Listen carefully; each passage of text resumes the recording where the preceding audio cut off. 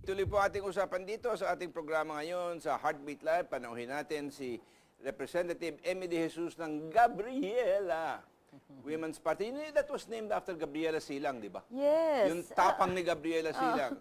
Pero Na ano makilala siya? ka. Hala.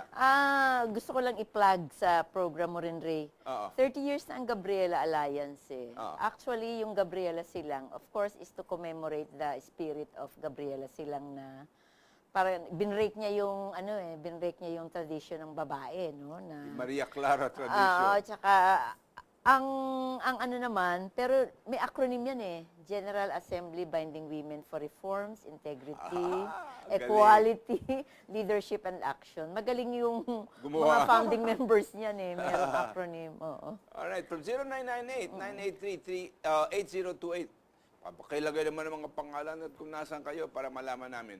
Ang dapat gawin ng government, turuan na mamingwit ang mga tao. Yun ang based on the saying, teach a person, give a person a fish and he will eat a meal, but teach him how to fish and he will eat for life.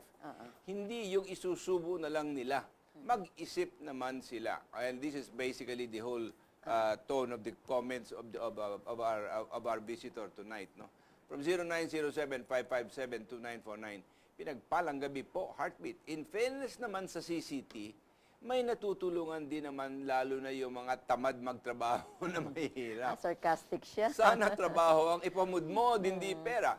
Salamat po and more power, Rodel Dorado ng Palawan. Tamang-tama ka. Alam mo kasi, kung bibigyan mo ang tao ng pagkakataon na gumawa at maibalik ang kanyang pagtingin sa kanyang sarili, dignity. mas mabuti yun kaysa sa palakad ang ginawa kundi parang nagpapalimos. At saka, ang problema dito, pagkatapos mong malimos, ngayon tingin mo, karapatan mo na yan. Kanya pag yan tinigil mo, Entitlement. Problema. Yan pa yung isang problema, entitlement. Parang corrosion talaga ng values eh. At ito ka ha, yung isang study rin namin na ano dyan sa CCT. Kasi ako galit na galit ako pag sinasabing empowering daw eh. Empowering daw sa babae. Alam mo kung bakit empowering? Dahil may hawak na raw silang ATM. Para bang yung ATM. ay, ibang tao na ako ngayon. Doon At ako ka talaga, na, ang babaw. babaw. Ang babaw talaga. When in fact, ito ang ATM nito, minsan away pa ito sa mag-asawa eh, dahil kukunin ni lalaki. Hindi, tsaka piniprenda yan ngayon. At very so ang kumukolekta, alam nila yung code number, pagdating doon, pupunta May kukunin bawas yung na. pera. So yung 1,000 kukunin mo, dapat doon makuha, baka 750 to 800 na lang. Oo. At saka Kasi ano, naprenda mo na, ang laki-laki pa ng interest. may isa pa kaming case dyan, sama-sama sila dahil nga magkakapit-bahay na mahihirap, nagpunta, nag-hire ng jeep para isang ano na lang. Ayun, na-hold up. Pagkakuha ng pera, siguro natipan na ito yung mga ano. Siyempre, Namanmanan sila. oo, dahil may definite Alam mo kung bakit petsa. siguro? Kasi pagpunta nila doon sa ATM, malungkot ang muka. Paglabas. Pagpunta sa jeep, nakatangiti at nagkaroon ng kaunting pera. Nakita, naku, siguro ito maraming pera. Kanya sila na-hold. Actually, marami talaga siyang iluluwal na ano eh. Marami siyang ibubunga na... Ako, maganda yung term mo, Ray, eh. Yung... Ano yun? Yung naka-embed na sa culture yung... Enculturated sin. Enculturated sin. Sa akin talaga, ito yung ano yung corrosion na talaga ng values. Kaya more than economic and political, lagi ko talagang sinasabi. So yung values yung kailangan mabago. Hindi madadaan ang solusyon dyan sa pamimigay ng pera eh. Oo, tsaka... Because lalong nababaon doon sa values na gusto mong baguhin. Oo naman. Yun ang Isang point yun. punot dulo nun, di ba? Oo, isang point yun. But of course, yung economic value rin, ano ba naman ito? Bakit pera? Bakit hindi services? Bakit Correct. hindi... Either health services, adult education, or even high school graduate training, skills training programs, etc. and all that. Well, from 0933, iba naman ito, 9474769. Sabi ni Pinoy, di naman ibebenta public hospitals at ipapamanage lang sa pribadong kumpanya ni na Ayala, Danding at MVP. Mas masama ito dahil ang taxpayers' money ang gagamitin sa hospital, building and equipment and salaries of doctors and nurses, pero ang koleksyon ay nasa private sector. ang cashier ng public hospital ay mag-i-issue ng OR ng private company. Ibig sabihin, ang binabayad mo sa public hospital ay hindi na pupunta sa gobyerno, kundi sa pribado. Alam po ninyo, hindi naman sa ako'y sang-ayon doon na Tita Emi. Kung hindi na maybe if it is simply the management of the hospital, mas efficient ang private sector. But the government cannot let go and let the private sector determine what the cost of that service is going to be. It is like water, it is like electricity. Yung mga basic services These are na natin. basic ano? services. Oo. Hindi pwedeng iwanan lang ito to a profit motive. Oo. Now, ewan ko kung anong gustong gawin ng Pangulo dito para gawin yan unless these three people na sinasabi mo, si Ayala at si Danbing at kung sino pa man, are going to be so magnanimous that they will manage all of these public hospitals with no gain to themselves. Nako, Yun ang hindi ko alam. ang natural tendency pa Kung naman mangyayari yun, saludo tayo lahat, no? Pero ang natural tendency talaga, may tinatawag tayong corporate greed eh. Tingnan mo yung nangyari sa Meralco. Ayan, Systems talaga. loss nilalagay. Maski na mayroong batas na nagsasabing hindi, ginagawa pa din kalabagan sa batas. Well, dito nga natin nakikita na hanggang ngayon, binabalasan nila ang baraha tungkol yun sa ERC. Nako, Ayaw ilabas. And in spite of all the clamor, in-extend na ng Supreme Court for another 60 days yung TRO. At least nakalamag tayo ng konti. Okay? Alright, from 0939-477-2669. Good PM, Mr. Rosa. Baka po pwedeng maparating sa atensyon ng pamunuan ng GSIS at SSS ang dagdagan ang 20,000 ng burial benefits ng mga namamatay na miyembro nila. Masyado pong mataas ang funeral services ngayon. Salamat po. From Presilo E. Besid of Orani, Bataan. Oh, now the ring up the issue of the high cost of dying. pati dying. Lahat naman kasi may cost naman, 'di ba, para ngayon sa atin. Ngayon, biruin mo 'yun, ano yung clamor, even the cost of funeral. Napakaliit daw ang 20,000 na burial benefit. Baka naman di naman sinasabi ng SSS o GSIS na sasaluhin niya lahat ng burial benefits. Kasi kaya Maybe partly lang naman. Kasi ikaw siguro, baka retire na yung namatay sa SSS. May Yun lang makukuha. ang kaya nila. But all along, binibigyan pa naman ng pensyon yan. At maski na namatay siya, yung surviving spouse and children, meron pa rin mga pensyon yan. Yung buhay ang mahalaga. Hindi naman natin pwedeng asahan ng pamahalaan na sasagutin lahat ng gastos Baka, for burial. Actually, baka ang agitation ngayon ng mga tao, kasi yung issue nga talaga ng corruption, ang feeling nila, saan napupunta yung pera? Kaya might as well forward all the needs na kailangan. Hindi, alam mo kung bakit ganyan. Kung sila tumatanggap, ba't hindi ako? Sila walang ginagawa, tumatanggap ng ganung benepisyo sa pamahalaan. Yun yung ganun Bakit naman ako, nagbabayad ako ng buwis, anong natatanggap ko? Ayun, Parang, natatanggap ko ng 20,000. Mabuti na yun siguro kaysa sa wala. Lagi naman ganun. Pagka kesa sa wala, maganda naman talaga. Mabuti na yung meron kayo maski na konti, hindi nawawala, di ba? Pero alam mo, lahat yan kailangan pag-aralan. One of the things that we have here is there is no oversight over the SSS, there is no oversight over the GSIS, and it is not only COA because COA looks at the letter of the regulations and say, ito lumabag ka sa Regulation 23A. Hindi lang yun ang dapat na maging yan. Kailangan meron kang qualitative review and oversight over all this government. Yung system talaga ang nire-review rin dapat, not Hindi- only the quantity. Hindi, tsaka hindi na kaya naman ng Pangulong tingnan lahat yung detalye yan eh. It has to be entrusted to other people that hopefully mayroong nalalaman. Ngayon, ilalagay mo sa oversight commission dyan, lahat ng mga tao walang nalalaman, Yeah. ay that will be like the blind leading the blind. Viva la Pepa. Pasarapan lahat. 0922-873-5083, Heartbeat Live. And Gabriela, pwede pakikalampag ang government na pakibilisan ang pagdagdag ng mga wagon sa MRT.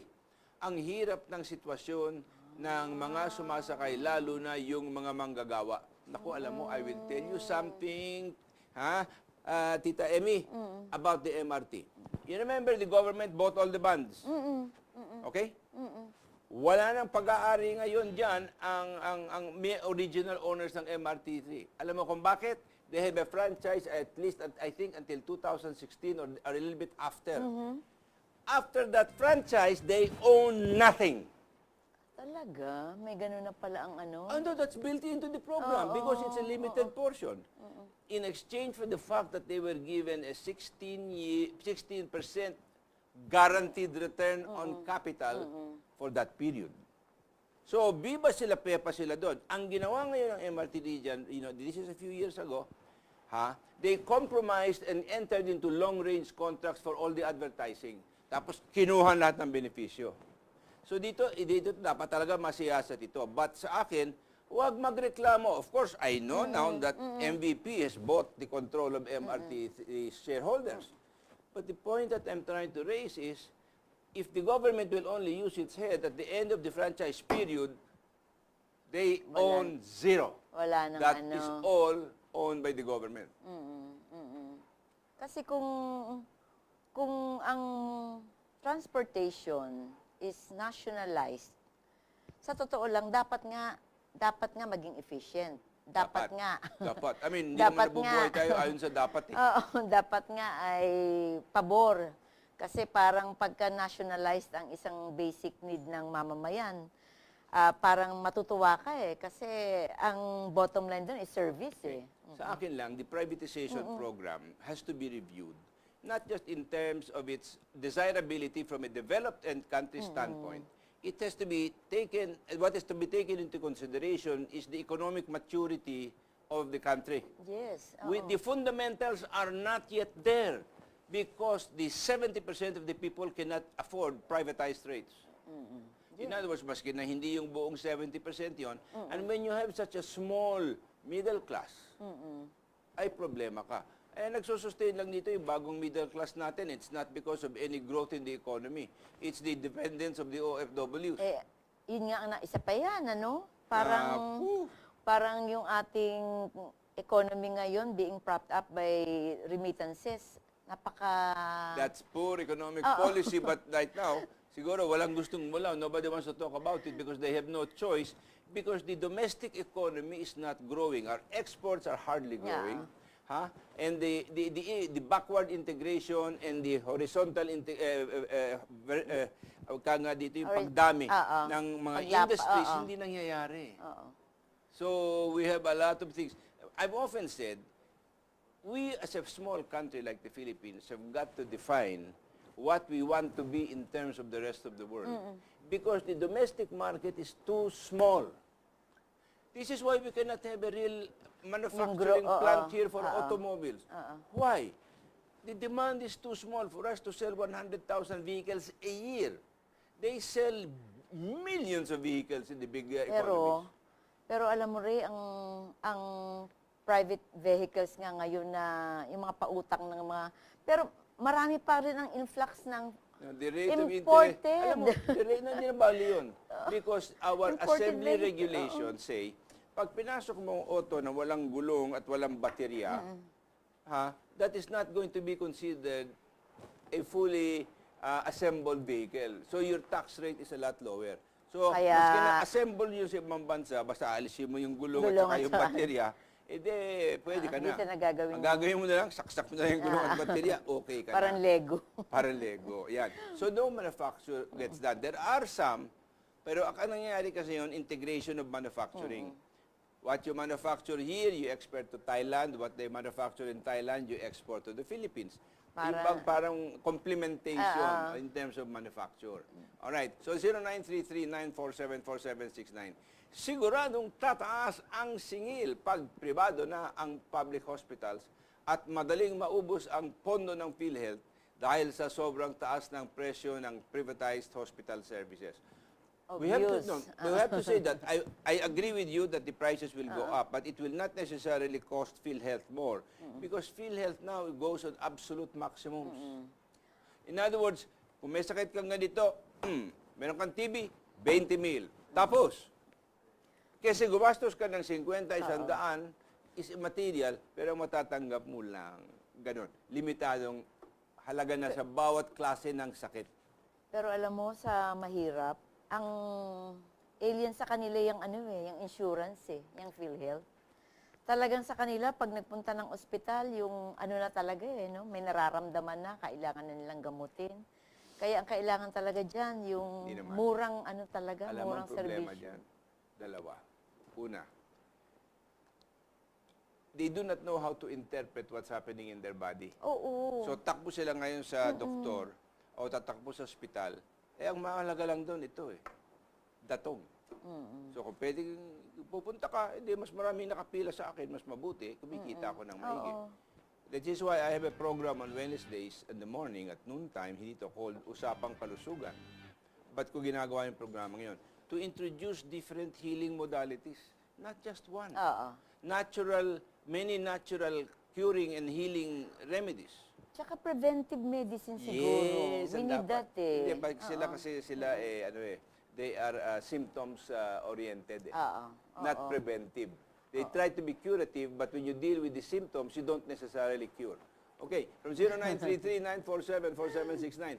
Kahit walang greed, stockholders of private companies always demand profit maximization Siyempre. and ever-increasing net income every year to increase stock value per share and also dividends. Now, I have to ask a question. I do not know where Pinoy gets the idea that privatization of government hospitals is going to be good for this country. I don't know who's advising him. I don't know where he got that idea. Sino nagpapakulo niyan? Baka mga negosyante, siyempre, ang nasa likod niyan. People who want to be able to control the medical industry. Mm. There are some groups there that have already bought 3, 4, 5, 6 hospitals. Ngayon, gusto nilang kunin lahat ng public hospitals. But they have not explained how the public will be benefited or the government will be benefited. But even that, ang government secondary, ang public needs and services are more and more fundamental and important. They've got to be able to demonstrate that in making this facility private, yung mga gumagamit ng facility ito ay matutulungan in a much better way without necessarily increasing their cost. Kaya kung sasabihin mo, ay matutulungan ko lang sila, Tita Emmy, pero dadagdagan ko kailangan, ang presyo by 30%. Pasensya Yan ka nga, na, ha? yan nga ang malupit eh. Kasi walang masama sa modernization eh. Tama naman dapat, di ba, i-modernize. Pero yung papasukan mo ng negosyante at yung negosyante na yung maglalagay ng mga laboratorio na dating mura at ngayon idadagdagan nila para kumita dahil negosyo nga eh. Yan ang malupit. Ang question ko naman sa iyo, ganito. Bakit ba ang public hospitals inefficient? What's the Department of Health doing? Yan. Can they not bring about improvements in public service? Have they given up on all the doctors and the nurses and the administrators of government hospitals? And they don't want to talk about the inefficiency or the larceny of some of their members? Actually, DOH has a very big accountability when it comes to public hospitals. Now you're talking. Of course, kasi sino ba yung dapat na mag-insure? Ano ba ang role ng Department of Health? Ensuring services to those who most need the services. The second part Kaya- of Matuwid na Daan is not just to stop the grafting and corruption, but you also have to weed out the inefficient and non-performing. Huwag mo sabihin na maski na hindi ka nagnanakaw, kung inutil ka naman sa pwesto mo, sagabal ka lang doon, ay pababayaan ka ng pamahalaan. Mabuti na kasi hindi nagnanakaw. No. Nagnanakaw yon ng public service. Because Pag there is hindi a cost to that person's service that somebody else might be able to feel much better. Di ba? Of course, talagang ano siya. Amend the public service laws. Ha? Alam At saka mo- yung tenure niya na walang kinalaman sa performance. Alam mo, ang legislation as a matter of reality, talagang it has to, parang sobra-sobrang daming kailangan talaga nating ayusin. Naririndi ka na. Pero hindi maganda ang maganda naman ang as if naman wala tayong public clamor na sa amin ang mahalaga talaga yung boses na sa labas ng Kongreso. Kailangan madinig. Yung boses na naririnig Ng tao at saka ba- yung media. Ayan. yan yung mga kailangan talagang ipukpok doon We sa want to get the people legislation. active to let their Yeah, voices known, no? Oo, kasi yun naman ang magtutulak eh. Kasi yan namang nasa Kongreso eh. They are susceptible to public pressure. That's for Oo, sure. 0919-221-2562. Hindi naman totoong mahihirap ang nakikinabang sa CCT. Marami pa nga mga professional na sa paghingi ng doled out. Kasi marami sa baba, alam na alam ang mga benepisyong nakatalaga sa mahihirap. Kaya mabilis sila. Anong komentaryo mo doon? Yan na Ate yan. Emmy. Breeding corruption na naman. Isa na namang avenue for people to be corrupt and be corrupted, ano? Kaya, the program itself, nagbe-breed talaga siya ng, hindi na nga nakakatulong, nakakasira pa. Alam mo ang problema diyan. Tinitingnan natin, huwag sana magagalit yung mga hikaho sa buhay Oo. na sila'y biktima. Sa akin tingin, sa kadalasan, bahagi sila ng problema. Sapagkat hindi naman yung madisiplina ang sarili nyo na hindi kayo tatanggap ng suhol pagdating ng botohan. Ala! Isang malaking talaga natin yan eh, yung election eh. Yung kailan ba natin sinasabi, papanindigan talaga na ang iluluklok mo ay yung pinaniniwalaan mong gagawa ng Alam ngayon, para pag nawala sa'yo eh. ng PIDAP, pag nawala DAP, baka sakaling wala ng tumakbong hahangad ng yaman sa Kongreso o sa Senado. I'm also in favor of, even if not abolishing the Senate, making it into a regional representation rather than a national election. Para meron silang pananagutan. Sige nga, wala silang pananagutan, mas sila kanino. pambansa kasi. Oo, Ay, nako. Okay, we just want to remind you again, bago magtapos ang ating programa dito, about our revolution of goodness. Kailangan magkakasama tayo, kakampi kayo sa paggawa ng mabuti. So lang naman ang inihingi natin araw-araw. Ay matituklasan nyo kung gaano kadali yan at kung gaano kalaki ang kapasidad natin para gumawa ng tulong. Hindi po question ng halaga yan. Pwedeng mayaman, mahirap, matanda, bata. Araw-araw, makakakita ka ng pagkakataon para maging mabait sa isang tao o makagawa ng kabutihan sa kapwa. Eh, makita mo lang yung kaibigan mo na nalulungkot. O di, akbayan mo. Comfort them. O nakikita mo yung batang umiiyak. O di, lapitan mo at medyo patahanin mo sa pamamagitan ng yakap. At gayan din ang nangyayari. Alam mo, ginagawa namin yan sa Tacloban. We just sent 10 teams, what we call the yakap teams. Anong kanilang layon nun? Hindi sila magbibigay ng anuman. Isa lang bagay. Alam nyo kung ano yun? Pagmamahal at paggagawa ng kabutihan. Lungkot ka? Hindi ka nag-iisa. Andito kami para sabihin sa iyo, hindi ka nag-iisa. And that can do more good than giving him 10 pieces of plywood. Di ba? So yun ang aming naano dito. Kanya, please, huwag mo Sama na rin natin yung plywood para naman pag-uwi hindi, nila. meron kaming ibang grupo na nagbibigay Oo, noon. oo. Pero itong teams na ito, ang kanila lang layunin doon. Parang siya, no? Comprehensive support talaga. May material at saka may Yes. emotional. Magandang Kanya yung ibang doon napakagandang nagsasabi, programa. alam po ninyo, kayo lang, wala kayong binigay sa aming material. Pero tuwan-tuwa kami sa inyong pagdalo dito. At nakikisama kayo at nabubuhay kayong katulad namin. Kanya dito, ni-insist ko dito, kailangan yung pupunta ron, capable of doing immersion work. Oo. Hindi yung 9 to 5. Hindi, doon ka, kasama nila. Pagkagabi siya nalungkot, di sige, be the agent of joy and peace and love in that community. Hay, naku, ubus na naman po ang ating panahon. Salamat po sa inyong pagdalo and Congresswoman Emmy De Jesus, salamat po. Okay, Ay, sa maraming pagpunta. salamat din po. At napakalawak ng ating tinalakay ngayon. Nagmula sa CCT, dumami at naging strukturang panlipunan na ang ating tinalakay. Talaga naman dapat yun. Thank you for being with us and God bless you. We'll see you next week.